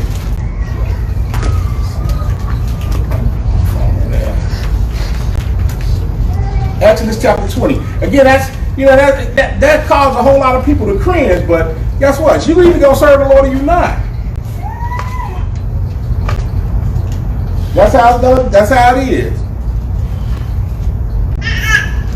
Exodus chapter 20 and verse Exodus 20 and verse 12. Exodus 20 and verse 12. Go ahead. Honor thy mother and honor thy father and thy mother, that thy days may be long upon the land which the Lord thy God giveth. They said, honor thy father and thy mother, that thy days may be long upon the land which the Lord thy God giveth thee. So now, again, you trusting in the Lord enough to do exactly what He said. Wives gonna submit themselves to their husbands. Husbands gonna love their wives as Christ loved the church. The children, they gonna honor their father, their mother, so the Lord don't take them out of here. And as long as everybody doing their part, the Lord can raise up a godly seed. That's what He can do. But again, everybody has to play their part. It doesn't matter what that person has did. You gotta forgive them just like you trying to get forgiven. And vice versa. Everybody's trying to get forgiveness. Years ago, and I mentioned this before to a few people how now when I found my father years ago, I had never met my father until I was like 20 in my mid to late 20s. And I just happened to be on the phone, just talking to my wife, and it was like a few minutes before I was to punch out. And I'm going through the phone book when they used to have the phone books. I'm going through the phone book, and I'm just talking to her. I said, that name looks just like my father's name. Now, mind you, I had never met him because my mother and my father had split up years prior. So now I'm looking, and they split before I was born, and I'm looking. And I said, they look like my father. So I called the number, and I said, is this such and such? They called my father's name. He said, yeah, this is he. I said, well, do you know such and such? And I gave him the name of my uncle. He said, yeah, I know him. I said, how about such and such? I gave him my other uncle's name. I know him too. Yeah, I know him. Now, man, I had never met my father. I didn't know where he was and have a clue. And then I said, I gave my mother's name. He said, yeah, I know her too. I said, my wife, she was appalled. She was like in awe. And I said, I'm your son. This is your son. And he said, click. He hung up. And then my wife was like, what? Well, I was excited. Like, what day? So I called the number back. And I said, unless you plan on moving the next hour and a half, I'm going to be over there. Because I got your name right here. So I went over there. And there's a guy standing outside, and I say, I went to the door, I rang the doorbell, nobody came to the door, so I came back out, I came from the apartment building, I'm getting ready to walk away, and I asked the guy, I said, well, do you know such? He said, no, I don't know him. I said, okay. So I'm walking down the street, and man, the guy that just asked a question, he looks just like me, only 40 years old. And I said, this guy, and I'm thinking like, that's him right there. If he don't turn around, if he don't call me back, it's gonna be some hell up here on this street. He said, hey, come back. It's me. So what are you gonna do? You gonna shoot me now? I said, no, I'm not gonna shoot you. I'm not gonna do anything to you. I just want to, meet you and, just want to, just meet you, And we had an off and on relationship for all them years. And as time went by, and this is a testament how what the Lord would do. As time went by, he got sicker, and the Lord allowed me to be there to help him out because I'm trying to get salvation. My mother, I used to always listen to my mother say, if your father was here, he'd do such. And it was like ringing in my ears because I knew what he had put her through, and it rang in my ears. But that was then. But I knew that if I honor my father, and was there for him, the Lord required me for some of the garbage that I had did when I was a teenager. So that mindset allowed me to make it on through and have a conversation with him and talk to him. We had, like I said, we had an on and off relationship for years. He had disappeared. He came back on the scene, and he had a lot of health problems. And in his last days, he said, I sure wish I had me a wife that could take care of me and this, that, and other. And I looked at him like, you crazy. My mother loved you. And I'm sitting up here listening to what he was saying, and I lived to hear the regret that he had, and some of the stuff that went on during that time, and I knew that they were both to blame for the most part, But again, I knew what I was there to do. A lot of times, again, we can't hold on to a lot of what we think things should be. But again, we got to learn how to serve the Lord by what He said do. I honored my father and my mother. That's the commandment. Just like husbands love your wives. She could be wrong. Husbands love your wives. She might not be what you want to be. Want her to be. Husbands love your wives. Wives, submit yourself to your husband. Hey, he could be wrong. Wives, submit yourself unto your own husband. When he be crazy in his decisions, wives, submit yourselves to your own husband. That's it. You let the Lord take care of the rest. Because God has an app for whatever you're dealing with. But you got to trust the Lord to know that he has that app and he knows exactly what he's doing. Because had this been some years earlier, when I met my father, it probably would have been good at all. It probably would have been good at all, but the Lord is kind. The Lord is kind. So we see, he says here, he said, back to the lesson, he said, verse 12, 20 and 12, he said, honor thy father and thy mother, that thy days may be long upon the land which the Lord thy God giveth thee. Let's look at Deuteronomy 21 now. Deuteronomy 21. Whether you be good or evil, God has an app for that. He can meet you where you at. And he'll deal with you. You got to make, because again, just based on the choice that you make. Deuteronomy 21, and pick it up at verse 18. Deuteronomy 21 and 18. Go ahead. If a man have a stubborn and rebellious son, which will not obey the voice of his father, or the voice of his mother, and that when they have chastened him, will not hearken unto them. So now we saw what the Lord requires from the husband. He expects the husband to love their wives. He expects the wives to submit themselves to their husbands, and he expects the children to honor their father and their mother. So now we see he said, if a man have a stubborn and rebellious son, which will not obey his father, obey the voice of his father or the voice of his mother, and that when they have chastened him, will not hearken unto them. That's after that. The Lord set this up. Verse 19. Then shall his father and his mother lay hold on him and bring him out unto the elders of the city and unto the gates of his place. So now he says that the father and his mother. See, again, and right here, it was expected for the child to have a mother and a father together. Right. They both working in tandem, because it's harder when it's just one. Doesn't matter if it's just the father raising the child, it's hard without the mother, and vice versa. But here it's supposed to be both of them. He said, and then shall his father and his mother lay hold on him and bring him out unto the elders of his city and unto the gate of his place. Go ahead. And they shall say unto the elders of his city, this our son is stubborn and rebellious. He will not obey our voice. He ain't listening to us. He's stubborn. He rebellious. He stayed home all day. He ain't got no job. He plays video games. He ain't trying to hear it. Go ahead. He is a glutton and a drunkard. And a drunkard. Go ahead. And all the men of his city shall stone him with stones that he die. They shall stone him with stones that he die. Of course, we can't do that nowadays. Of course not. But if that was the case, see, it was a reason even behind this, because you had all this rebellion going on, you know. Now, I can't speak for Canada. I don't know what they do up here. But I know in the States, it's certain things you can't do to your children. You can barely discipline them, you know, without the authorities getting involved. You know, and that causes everything to be out of whack. Because now the parents are afraid of the authority and the child, you know. And they just out there, everybody doing their own thing. Like in Isaiah, it said, in Isaiah 3, it said, women are the rulers and the children are the oppressors.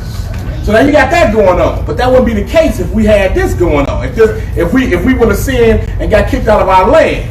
Because this was the law of the land. He said, they shall say unto the elder city, this is our son, stubborn and rebellious. He will not obey our voice. He is a glutton and a drunkard. And then it says, verse 21, and all the men of the city shall stone him with stones. If you had this going on, if you had this right here going on, there wouldn't be a lot of stuff that we got going on today. They shall stone him with stones. Go ahead. So shalt thou put evil away from among you, and all Israel shall hear and fear. So now he said they shall stone him with stones that he die. Then he said, so shalt thou put evil away from among you, and all Israel shall hear and fear. You get a bunch of rebellious kids. They acting crazy. You know, nowadays, you know, you'd be scared to walk past with these teenagers. They'd be so just out there. But if you had them watch one of their buddies get hit upside the head with a bunch of bricks by men of the city, the elders of the city, You got these brothers with these great beards and, you know, these bigger brothers, and they make a big old circle, and he in the middle, buried up to his neck, and they hitting them with rocks upside the head. You think they're going to be so quick to cut their parents out? I don't think so. Because that was the application that the Lord had for that particular situation. The Lord had to do it. So again, that person, that man, that son, if he had known what was coming to him, he would have been so quick to stay at home and talk crazy to his parents. If he knew this was coming, I don't believe that he'd have been quick to just stay at home. Right. He'd have been on his business because he knew what was waiting for him in the end. See, all these things are taken away. The Lord hasn't, but bottom line is, the Lord, he don't change. We have. Let's look at 2 Kings now. 2 Kings chapter 2. You know, I'm sorry, I missed it. I put Leviticus in there, right? Yes, Leviticus 19. Okay. Leviticus 19. And people, in this law, people tend to like just forget about altogether. And these laws are good for everybody. Right. Leviticus 19 and verse 32. Leviticus 19 and verse 32. You can read it when you get there. 19 and 32. Thou shalt rise up before the hoary head, and under the face of the old man, and fear thy God. I am the Lord. He said, thou shalt rise up before the hoary head, and honor the face of the old man. Now they don't do that. You know, you see, this is the law of God we're talking about here. It's a certain way you're supposed to treat old people. There's a certain way you're supposed to treat them. You see some gray, you're supposed to rise up, you're supposed to honor them. You know, give them your seat, help with the groceries. You know, be there for them. Show them that you honor them. That's how you know that you have some. That's how they know you have some understanding about the Lord, right. Or for that matter, you've been raised correctly. But when you rise up before the hoary head, that is God's law. But nowadays, people are breaking that law without question, cussing out old people. See, the Lord has a thing. He has an application for that too. It's called the murder rate. See, the Lord is killing. He's killing people left and right. Oh yeah, he's killing all of them that are disrespecting the hoary head. He said, thou shalt rise up before the hoary head and honor the face of the old man. You see an old person, you're supposed to honor them. How you doing, Mr. Such and Such? How you doing, Mr. Such and Such? That's how we was raised. You know, Mr. Such and Such, you need some help with your groceries, Mr. Such and Such? You know, we had a game. We had this older sister back in the day when I was a teenager. We had a game where we would make sure that we would run that when she got off the bus from work. We would run over there. We weren't related at all. We would run over there to her and we would carry her groceries from the bus stop to her house. And she'd get off the bus. She had two nephews, two grown. They were grown, and they would be there too. You know, they would make sure they do. But if they weren't around and we saw them first, we would go over there and we would help her to her porch, and we would help her with our groceries. Sometimes she throw us a quarter here and there. But bottom line is, we were there to help her. You know, all of that. Now you don't see that nowadays. You know, that's how we were raised. We didn't even know nothing about this. You know, but now we can read this. I can read this, and I teach my kids, my grandkids. I teach, hey, it says you should rise up before the hoary head. I hear somebody dishonor an older person. I say, you know, God's law, so you're supposed to honor the hoary head. You know, because if you don't, God's going to be angry with you. See, this is the law of God that we read. But people, they forget this. This is God's law. Let's look at 2 Kings now. 2 Kings 9. We need all the help that we can get when it comes down to trying to get into God's kingdom. We need to please the Lord. We try our best to please the Lord. It says charity covers a multitude of iniquity. You know, be charitable to each other and to the hoary head. 2 Kings chapter 2, and pick it up at verse 9. 2 Kings 2 and verse 9. Go ahead. And it came to pass, when they were gone over, that Elijah said unto Elisha, ask, what I shall do for thee before I be taken away from thee? Go ahead. And Elisha said, I pray thee, let a double portion of thy spirit be upon me. Go ahead. And he said, thou hast asked a hard thing. Nevertheless, if thou see me when I am taken from thee, it shall be so unto thee. But if not, it should not be so. So now, this is Elisha, right when Elijah was getting ready to be taken up, and the Lord's getting ready to start Elisha on his ministry. And Elijah, he's pretty much taken away now. Elisha, he's asking for a double portion, and he prayed the Lord's Spirit to be up on him. And now Elijah had responded. So now let's pick it up, pick it up verse 14 and read it. And he took the mantle of Elijah that fell from him and smote the water and said, where is the Lord God of Elijah? And when he also had smitten the waters, they parted hither and thither, and Elisha went over. Okay, so now Elijah finally got taken up, but when he was taken up by the angel of the Lord, his mantle hair fell, and Elisha picked it up. Now Elisha, he's doing a miracle. He's gonna be able to do a miracle. He did a miracle from that the Lord allowed him to do. He smote the waters and they were parted. Verse 15.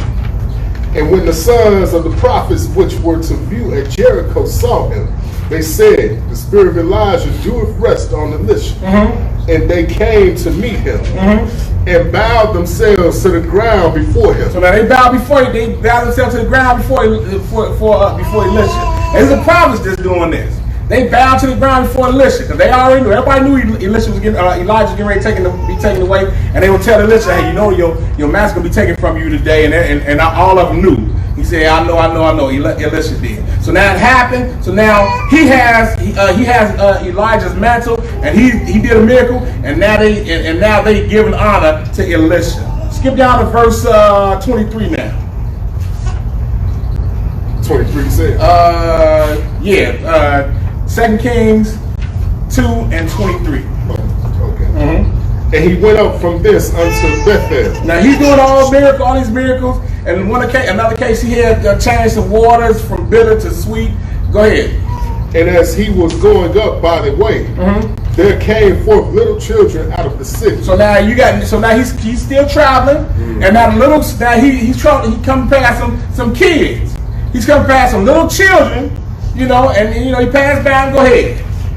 And mocked him, and said unto him, go up, thou bald head. Go up, thou bald head. Now, is this any way for a child to be treating an adult? No. They supposed to gave him some honor, but they didn't do that. That's not what they do. Go up, bald head. Listen, boy, you bald head. Hey, let's see if the Lord looks kind to that. Verse 24. And he turned back and looked on them and cursed them in the name of the Lord. Now he cursed them, and what did the Lord do? Go ahead. And there came forth 2 she-bears out the woods, and 40 and 2 children of them. The Lord allowed them she-bears to kill them, based because guess what? They broke God's law. They mistreated the Lord's servant. When they should have honored him, they mistreated him. And the Lord didn't think too keen to that. So the Lord had them she-bears come out and kill 42 children. Imagine that. 42 kids. Imagine somebody say, Miss such, your kid just got ate up by a bear. And all your kids, he was there, your kid just got ate by a bear. And they looking like, but they knew little Billy or whoever was bad. And he deserved it. Because they didn't raise him right. But the Lord allowed that to happen. See, so that is an example or an application the Lord uses for rebellious kids. See, the Lord, he see it all. You just do your part, and the Lord, he'll take care of the rest. He has an app for everything, whether you be good or evil. The Lord said it before. He said, hey, choose this route or this route. And based on your choice, hey, that's the way the Lord's going to do things. Let's look at Ecclesiastes chapter 12. We got 2 more after this. Whether you be good or evil, God has an app for that. It's all based on us. What we gonna do? Ecclesiastes chapter 12, and pick it up at verse 13. Ecclesiastes 12 and verse 13. Go ahead. Let us hear the conclusion of the whole matter. Fear God and keep his commandments. Keep the commandments. Go ahead. But this is the whole duty of man. This is the whole duty of man. So if we don't keep his commandments, we know what we got coming. Because that's what's going to get us into the gates of the city. We're going to find that out in the next scripture. In the next couple of scriptures. We got to do our part. He said, let us hear the conclusion of the whole matter. Why are we here? You know, a lot of people want to know what their meaning of life is. Why am I here? We're here to fear God and keep the commandments. Right. That's it. And then in the scheme of things, we try to get into the gates of the city.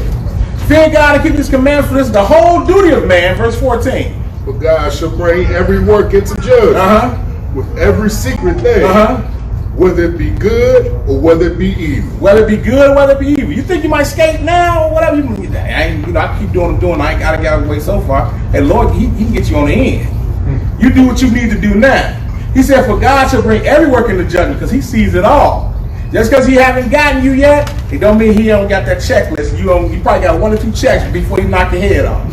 We got to make sure we doing our part. God shall bring every good work, every work into judgment, whether it be and every secret thing, whether it be good or whether it be evil. Let's go to Revelation 21, and we got one more after this. Revelation 21. All we got to do is our part. Revelation 21, and pick it up at verse 1. Revelation 21 and 1. This is what we're trying to get. This is the application He got for those that are trying to serve Him. 21 and 1. Go ahead. And I saw a new heaven and a new earth. For the first heaven and the first earth were passed away. And there was no more sea. Go ahead. And I, John, saw the holy city, New Jerusalem, coming down from God out of heaven, prepared as a bride adorned for her husband. See, the moment we've all been waiting for. Everybody has been trying to be righteous, Hey, now New Jerusalem's coming down from God out of heaven, prepared as a bride adorned for her husband. This is the Father's kingdom coming down now. Go ahead. And I heard a great voice out of heaven saying, Behold, the tabernacle of God is with men, and He will dwell with them, and they shall be His people, and God Himself shall be with them, and be their God. And be their God. Go ahead. And God shall wipe away all tears from their eyes. This is what it's all about. You lived, you got over, you got yourself into the kingdom. Now you ain't got to worry about death or no more. None of that stuff no more. All the stuff that we have to worry about today. By this time, if it's the Lord's will, hey, we'll be straight. You know, go ahead. And there shall be no more death, neither sorrow, go ahead, nor crying. Neither shall there be any more pain. No more pain. My knees do hurt. Do hurt. Please believe me when I say it. He said there should be no more pain. Go ahead. For the former things are passed away. And He that sat upon the throne said, Behold, I make all things new. I make all things new. See, this is what we're trying to get to right here. We try to get to this point. But we can't get to this point if the wives don't submit themselves to their husband, the husbands don't love their wives, children are disobedient. Where do you think those people going to be at? They're going to be outside the gates of the city. You know, because they break God's law. You ain't going to live that long either. You know, we trying to get into it. This is eternity that we're trying to get into. He said, Behold, I make all things new. Go ahead. And he said unto me, Right, for these words are true and faithful. Go ahead. And He said unto me, It is done. I am Alpha and Omega, the beginning and the end. Go ahead. I will give unto him that is athirst of the fountains of water of living free, like freely. Yeah, of the water like freely. Go ahead. He that overcometh shall inherit all things. See, this for those that overcame. You had all this trouble and drama, but you kept on overcoming. You kept on doing it. You kept the faith. You know, you suffered yourself to be defrauded for this reason. You know, you just kept going. If I could just make it to tomorrow, the Lord give you some hope. He give you a little more hope. He calls the Spirit of rest on you. He gives you peace in a time of trouble. All these things. You have made it to this point. He that overcometh shall inherit all things, and I will be his God, and he shall be my son. Verse 8. What about these people? Go ahead. But the fearful, the unbelieving, and the abominable, and the murderers, and the whoremongers, and idolaters. All these people are breakers of God's law. The fearful, the unbelieving, the abominable, murderers, whoremongers, sorcerers, idolaters. Go ahead. And all liars. Go ahead. Shall have their part in the lake which burneth with fire and brimstone. Those people are going to have their part. See, you look like, hopefully those people that persecute you, those people that you have to that are mistreating you, and all you try to do is get past that situation, whatever. Hey, they ain't got to worry about this if they don't repent. But we were just like them at one time. But we trying to overcome. We still trying to overcome. Because we always gonna have work to do. We all got work to do. Go ahead, finish that. Which is the second death. So that's the second death, and we don't want to be a part of that. We don't want to be a part of that. So again, but the Lord gives us a choice. Go right over to chapter 22. We're gonna start at verse 11. We're gonna read 11 and 12. And it's gonna be it. Revelation 22, verse 11 and 12. Because again, we try to get over. We try to get into the kingdom. That's what it's all about. You know, we've been suffering for the word of God. You know, we've been suffering ourselves to be defrauded. We've been praying for our enemies. You know, we got to deal with this thing called life. We got our bodies that getting old. They start getting decrepit. They starting to hurt because ultimately you're gonna die. It doesn't matter how you die, because death is death. It doesn't matter it don't matter how you get there. Dead is dead. So we trying to get past all these things, because this is what we trying to look forward to, is getting to the kingdom of God. But he gives us an ultimatum here. Revelation 22 and 11. Go ahead. He that is unjust, let him be unjust still. But you still, if you live in life, you just, keep doing what you're doing, mistreating people, and thinking that everything's going to be fine the way you're living, and you still being unjust, hey, you keep doing it. Keep doing you. He that is unjust, hey, keep being unjust. Go ahead. And he which is filthy, let him be filthy still. Because I gave you that choice. You want to be filthy, keep being filthy. You want to keep man with man, one, keep doing that. Keep doing that, because it's an end. It's an end for that. It's going to be an end for that. Go ahead. And he that is righteous, let him be righteous still. And you that are being righteous, keep being righteous. Hey, the Lord see it all. It's not in vain. You do your part. Just keep doing your part, because it's a reward to that. Go ahead. And he that is holy, let him be holy still. And keep trying to keep God's law. Be holy still. Keep doing it the best you can. You might not think that it matters, but it matters a whole lot to the Lord. Keep being holy still. Go ahead, verse 12. And behold, I come quickly. And my reward is with me, to give every man according as his work shall be. He said, behold, I come quickly, and my reward is with me, to give every man according to his work shall be. Because bottom line is, hey, whether you be evil, you keep being unjust and filthy or whatever, or you be righteous, bottom line is the Lord, he has an app for all of that. Whatever you face, whatever choice you make, the Lord has an app for that. You want to be unjust and unrighteous and filthy, it's called the lake of fire. It's that application. That's the app for you. But you try to be holy and overcome, the Lord got the kingdom of God. He got the kingdom for you. And that's what that's all about. So that's whether you be good or evil, God has an app for that. And I hope you got some understanding in Jesus' name.